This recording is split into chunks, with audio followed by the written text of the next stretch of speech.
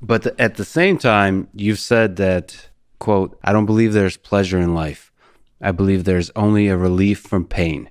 We have to suffer to be on top. So isn't there something to just the suffering in itself?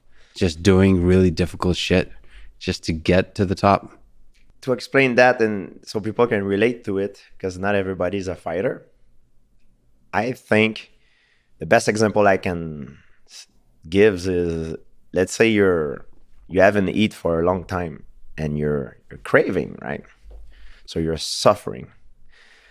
And then when it's time to eat, finally, you're about to eat your favorite dish. It's going to taste so much better. So that's why I believe there's always some sort of sacrifice before the pleasure. And the more sacrifice you do, like they say in fighting, the bigger the risk, bigger is the reward. And I feel that's how it is for me. Yeah, I feel that with, I've started fasting a little bit in the past couple of years. And there's nothing as amazing as a delicious meal or anything, actually anything, any food when you haven't eaten for several days. It's it's kind of incredible. And it's not incredible in this simple way of finally I get to eat.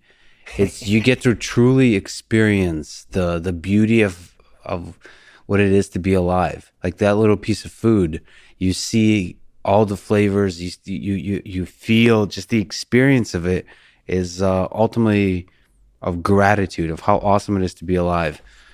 But when you eat many times a day and you're pigging out, and you don't get to experience that, and it's fascinating. It's really like fasting is one of the most accessible things for people, I think, to experience that kind of pairing of hardship to pleasure. I agree. And in my case, it changed my life on a good way. I cannot recommend it to people because everybody is different. But after to fight Michael Bisping, my last fight was against the champion in the heavier weight class that I used to compete at. So I thought that if I would gain weight, it would increase my performance. Yeah.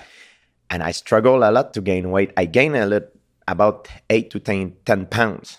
Normally, I walk around 185 pounds. And for that fight, I was walking around 195. However, I forced myself to eat like 6 times a day. I was on a very strict diet.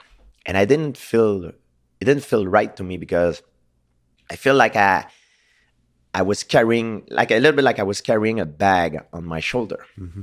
And I think it was a bad idea for me because when I did the weigh-in, and I went on a scale at 185, I couldn't go back to my initial weight that was 195 that I worked so hard for several months to get there. So I was 190 pound, but I couldn't get back. And the morning of the fight, I got sick. I had like we didn't know what it was in the beginning, because in order to find out what it was, I needed to do what they call a colonoscopy. They put a camera inside of you, and to do that, they give you something that empty you. And I was trying to gain weight, not to lose weight. So I told myself I'm gonna wait after the fight, whatever it is, because it was pretty bad. It was blood, and I didn't know what I was. I was very concerned. I thought I had maybe cancer. I was freaking out. So I said, I'm going to do that fight. And then after, right away, I'm going to make a checkup. So I did the fight. Everything went well. I won the fight. I went back home. I did a colonoscopy, and I got diagnosed with ulcer colitis. Then I got on very severe medication to get better. And I'm not a big fan of medication. I always trying to look for more natural way to get better. And I found out about fasting. And it really changed my life. I met Dr. Jason Fong, who's one of the world authority of fasting. He treats diabetes patient with fasting, and he gave me a program of fasting, and it really changed my life.